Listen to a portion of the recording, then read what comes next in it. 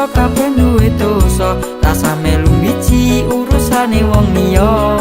Aja sumelang derajat lan bondo, yen mati ora digawa. Seneng mbok rasani, susah mbok keploki, obah sithik kleru sithik dadi trending topik. Judeg nganti mumet, bodrek ra ngatasi, ra ono tambane wong di penyakit ati. Bola bali yen wong liya lagi bunga, ati langsung panas. Oh demam berdarah, pitong dina pitong wengi, ngobrol omong kosong demi nutupi gengsi. Sak sirmu ngomong ning mburi, ora tak pikir bahkan ora